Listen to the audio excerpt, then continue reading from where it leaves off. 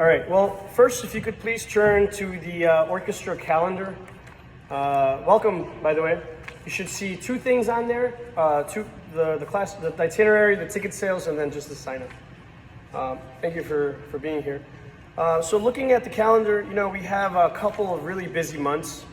We have the holiday concert that is now going to be December 2nd and December 3rd. Due to COVID and ultimately how long it has typically lasted for, the concert that is, kind of like stick banding for 4 hours, we decided to kind of scale it back a little bit and offered two dates. And it's going to be December 2nd, which is a Thursday, and December 3rd, which is a Friday. The concert begins at 7 p.m. Our call time, though, is 5 p.m., largely because we have to have fittings for each individual student, given that we have uniforms, Kenwood uniforms, really, we want to look the part. And we also want to be able to practice and rehearse the concert, kind of really get iron out all the wrinkles beforehand. So that's just that. Today's meeting. We also have a really good relationship with the Chicago Symphony Orchestra and the Civic Orchestra, and so they've been coming in or they will be coming in and running sectionals with us in preparation for the concert. And so Monday, November 9th is our first Civic Orchestra sectional, and it's going to happen during fifth period during school. Then we have on December 2nd, which is actually the day of the first concert, we're going to be hosting a sectional between 7:50 and 8:50 a.m. So it's actually going to be a before school thing. It's probably one of the few times that we're going to be asking that students come outside of the regular classroom, which is definitely different from Mr. Powell. Mr. Powell has students here at 8 in the morning and then after school, so he's a little bit more demanding on that front, but we'll get there at some point in the near future. We have the concert, like I said, 2nd and the 3rd. On December 10th, we are going to be having a Chicago Symphony Orchestra ensemble come here and run a sectional, and then follow it by two performances here at the school, and then a question and answer session right after. That's going to happen here between 11:50 and 12:45. So this meeting is partially to kind of just inform you of what is going on in orchestra, but also to try to recruit you in a lot of ways into joining our parent committee, which we need in order to really grow this program.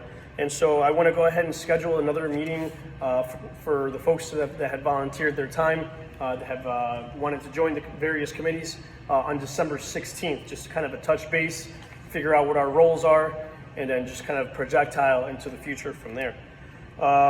I want to have the same thing on January 13th. As we go through the roles of the committees, you'll know that it's actually quite detailed in what we are looking for. And then lastly, Monday, February 28th, really looking into the future here in the next year, we are going to have a session with the Civic Orchestra, again, with a guest conductor, Miss Granados.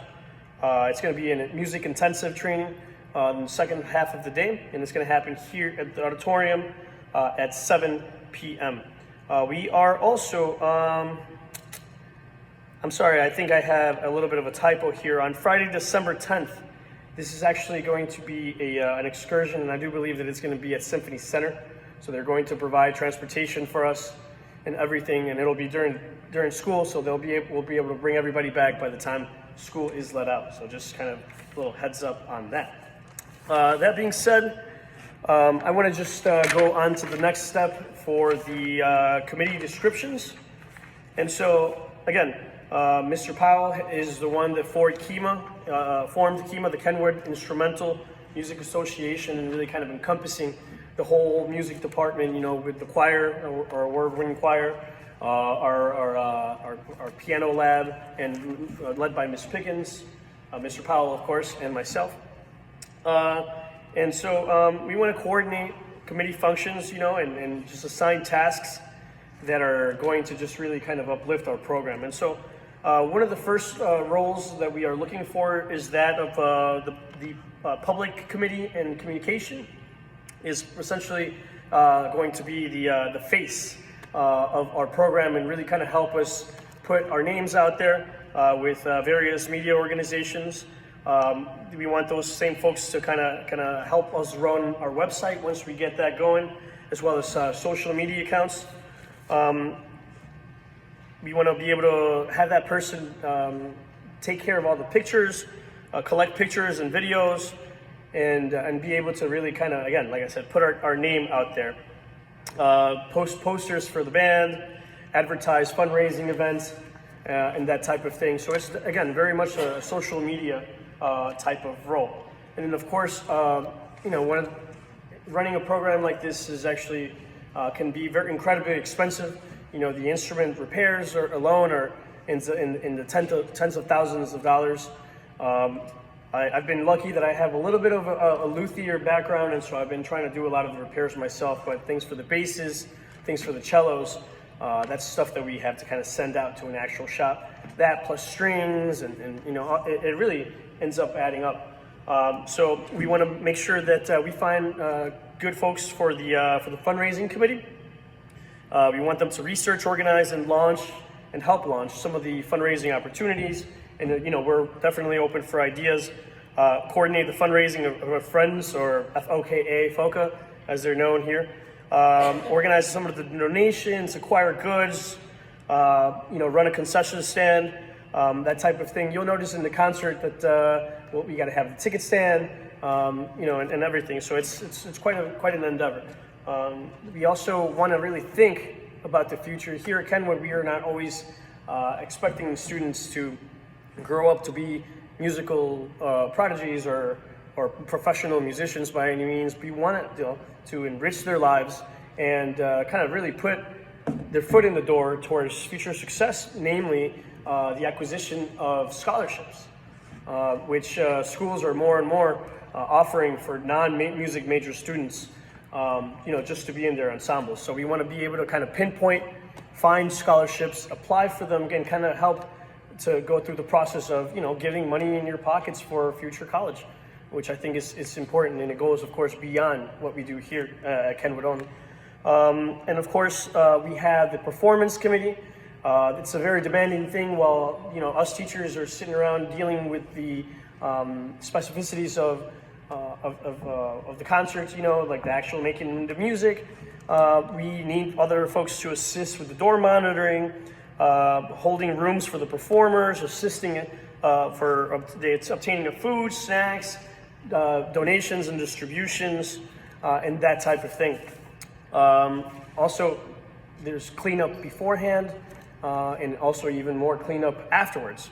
So it's kind of a hectic situation, but a good one, a good hectic, I would say.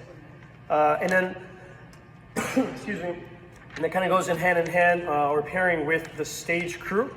So we sometimes utilize students, but those students are oftentimes busy doing their own musical things, and so we would like to have some volunteers with a stage crew that helps set up and break down the seating and some of the instruments, as well as watching the doors. Really, kind of helping people when they're supposed to go in and out, and kind of help a little bit with the chaos.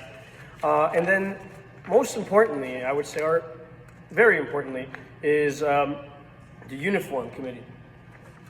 Being a school of predominantly of students of color, we are often already kind of looked down as, or kind of written out as, that city school. And so for that reason, we kind of have to go the extra mile and look even better than most schools. And so we have an actual performance uniform, which lives in the school, and we have to kind of go through great lengths to get those things dry cleaned, to get those things fitted for each individual student, and then get it just essentially ready for the concert. And in fact, I have here two of Mr. Powell's two right hands, because he's got two of them. And I'd like for them to kind of give you a little bit of a rundown on what they do, and like the level of organization and just like meticulous crafting that this volunteering job entails. And so again, helping with uniform fitting, assigning, keeping inventory and sorting, cleaning, sanitizing, hemming pants and dresses before the concert. Then they help to distribute the uniforms, and they collect the uniforms. And then, I would always appreciate particularly folks of the feminine gender, so that they could deal with our feminine students, and then we could kind of keep things right and proper. So would you ladies care to say a couple of words, please? Hello, well, those of you that just got here, how are you? We're recording, so if you wouldn't mind smiling into the picture. Good evening. My name is Hattie Askew, better known as Band Grandma. I've been volunteering with the band for 7 years.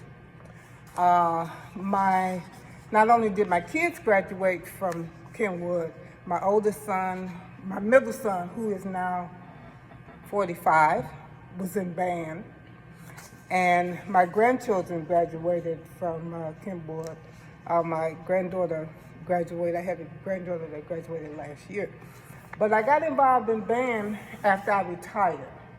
And I was trying to be more involved in what my grandkids were doing. And my granddaughter at the time was the president of the band. And she was here all the time. She was 16. And she was saying they met early, they met late, they met on Saturdays. And I was a little curious to say why, so that's how I got involved, trying to figure out what she was doing at 16. Once I got here, I saw that there was a need for help from Mr. Powell. Mr. Powell is the department chair, and I knew him before, so I decided to stay and help. What got me involved with uniforms was the very first concert. Then we had 100 and some odd kids in concert band, as we do now. We have 104 kids in concert band, and they perform in tuxedos and gowns. The band walked across the stage. They had these beautiful dresses on and these tuxedos, and the dresses were wrinkled. And so my reaction was, why didn't someone iron these dresses? And my commitment was, the next time they perform, the dresses will be ironed. That's what got me hooked 7 years ago. We still have the same issue. I handle all the uniforms for marching band, concert band, jazz band, I don't know how many kids are in orchestra, but with the concert coming up for the winter concert, you guys will have the same issue with uniforms. Orchestra wears tuxedos and gowns. They have to be clean. They have to be pressed. Children have to be fitted. They change sizes. So every year, you have to, maybe twice a year, check and make sure can they still wear what they were assigned to do. That's what I do. I'm here during the day because I'm retired. I am now a great-grandmother, so I have plenty of time to come, and we're getting ready for concerts, so I have been here every day for the last 2 weeks, getting ready for concert.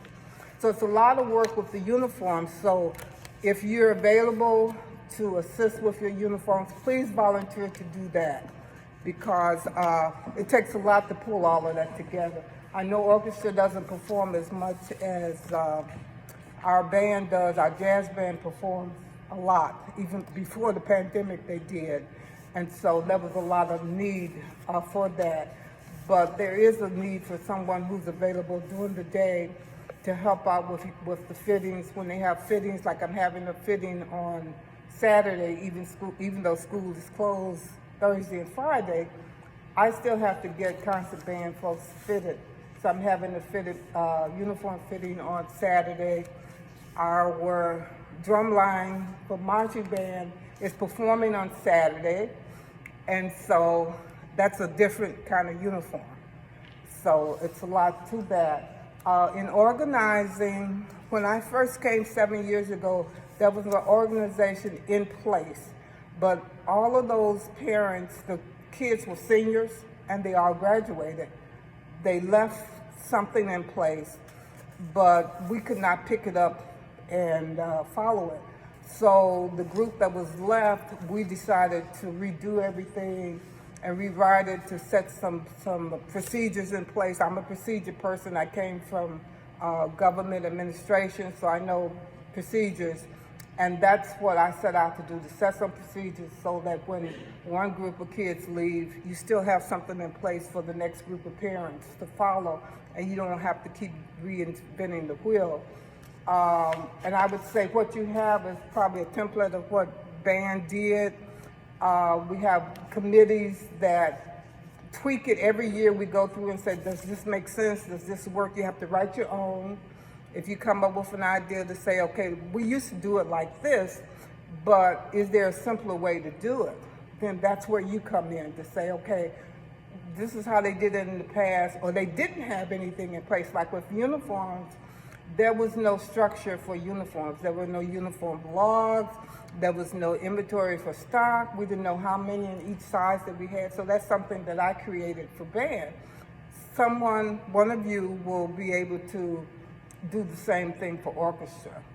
And so whatever ideas that you have to say, okay, what are we supposed to be doing like that, bring them forward, get your committees going, see who can do what. And as you go along, you will learn how to do things. And if it works, fine. If it doesn't work, change it and do it again. If it's working, there's always a better way to do everything. And like with the committees that we have, we didn't always have the definitions of the committees that we have today. We tweaked that and we kept doing it and kept doing it. And most parents are employed, so you have those skills that you use on your job. You have those skills that you have naturally that can benefit orchestra when you're trying to organize.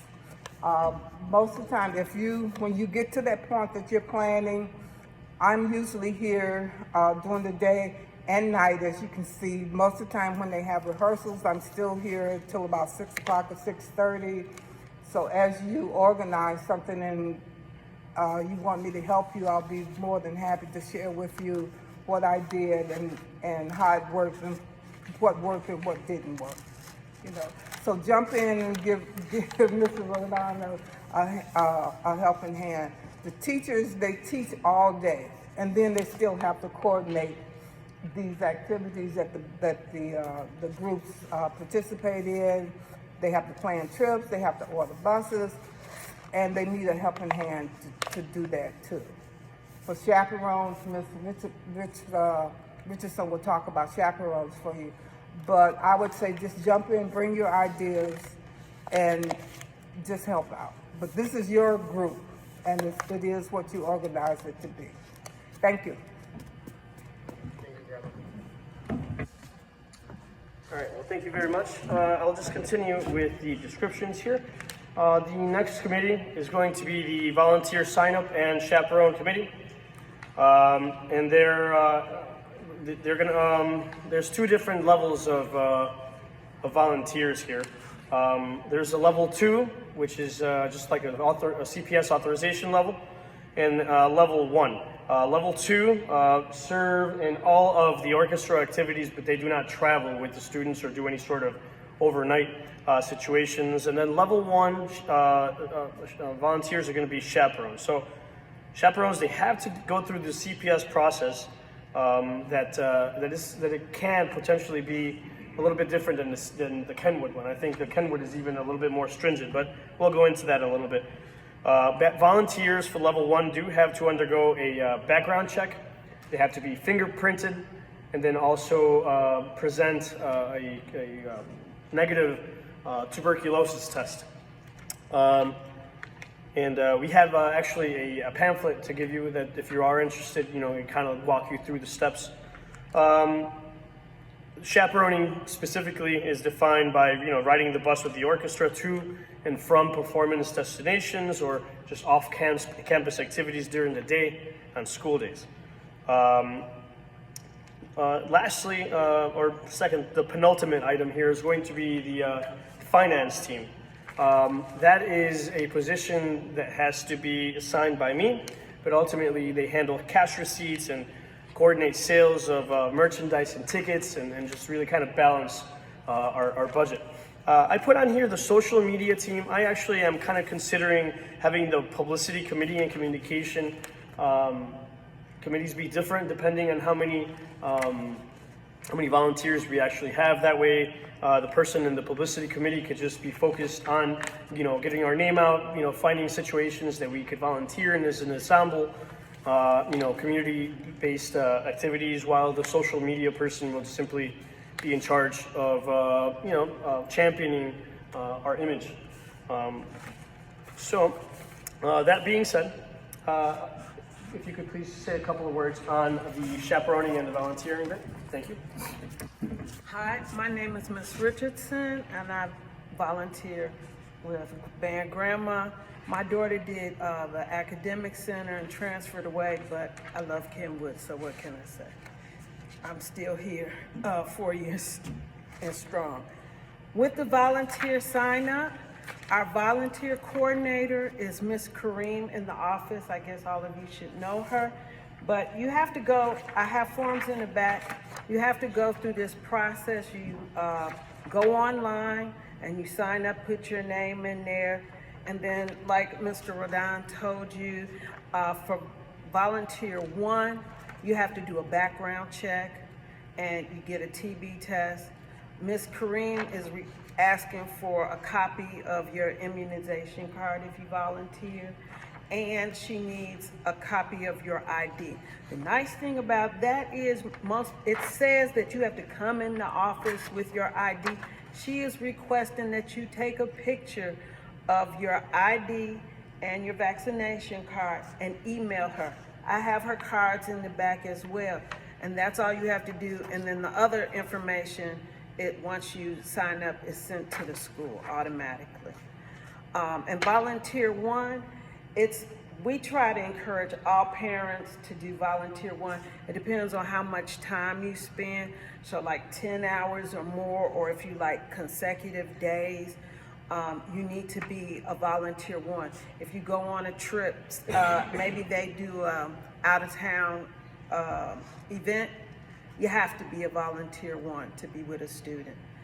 Volunteer 2 is much easier, and it's like when we have our general concerts that's here, that's like 5 hours, and it's 1 day out of the week. Then you can come in, and you don't have to, all you have to do is submit the card, your vaccination card, and your ID to Miss Kareem. You don't have to do the fingerprint and all of that, and then you can assist and help. But it's limited in what you can, how much time one can spend in the school. So we always try to encourage our parents as much as possible to do a level 1 if possible. And like I said, I have the form in the back. You have to go through this, it's CPS Volunteer. They have their webpage, cpsvolunteers.org, and it's easy to go through. And then you'll get when you sign up, you'll have your own password and you can see what level you are. You can always check with Miss Kareem. But again, she made it easy for us, so you don't have to actually come into the office. Just email it. Yes.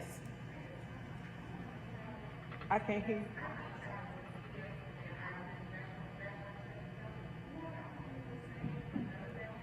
No. My child goes to another school. All you have to do is go to that school, let them know that you already so for you, since you already have another child, all you got to do is, you could probably call Miss Kareem, or if you email her, let her know, because when she looks you up, she'll see it. So like both the schools, my child's school and this school is on there. You don't have to do anything extra.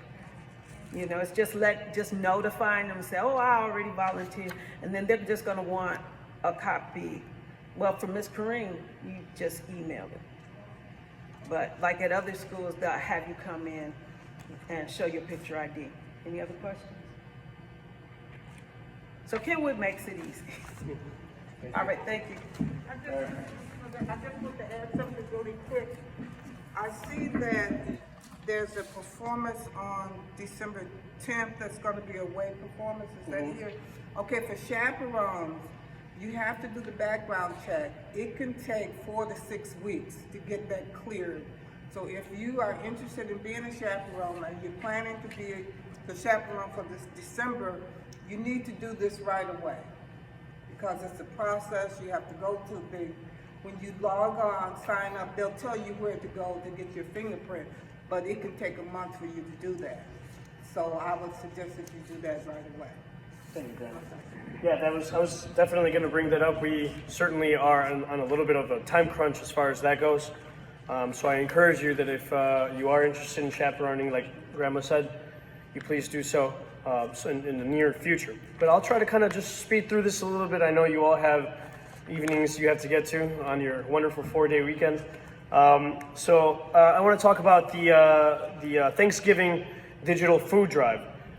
So we have we're currently doing a food drive.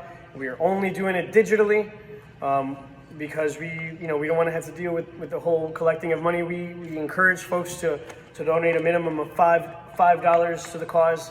It really kind of open up the possibility to others, being able to enjoy themselves on that festive day.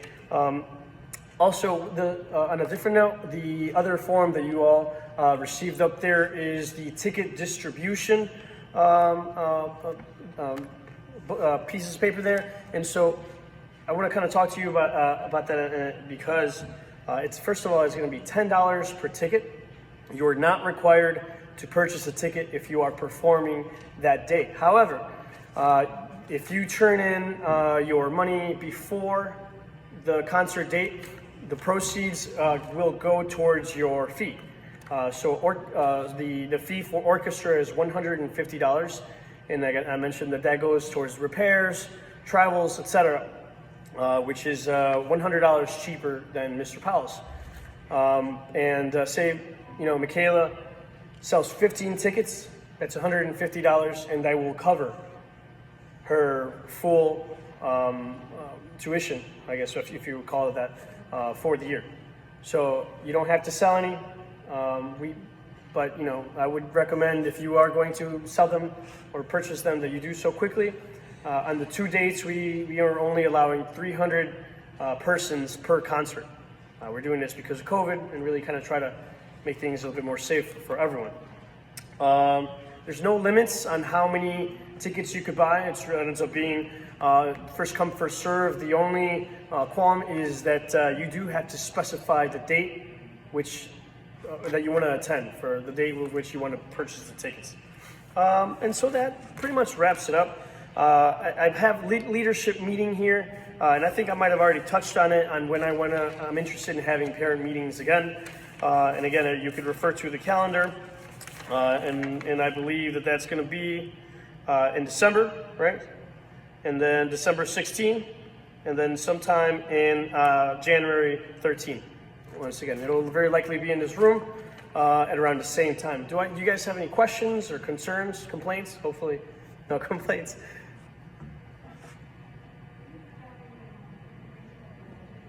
I'm sorry, I can't hear you.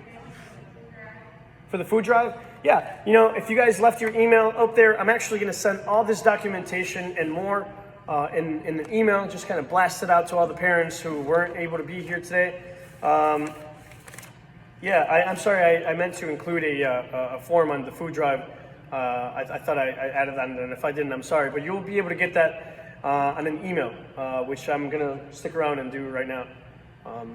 Well, thank you for coming. I hope you're all able to volunteer and to contribute to our Kenwood Orchestra. I have a lot of ideas and a lot of dreams towards making this a nice, robust program, particularly given the support that we've been receiving from administration, from the community, and honestly, just the fact that this is single-handedly one of the last orchestras in the south side of Chicago. So no pressure, right? But I would really want to make it work, and I really enjoy and love what I do, and so I remember my experiences when I was in high school and how happy it made me, and all I want to do is replicate and duplicate that for our students now. So thank you very much for coming, guys, and feel free to come say hi. Thank you.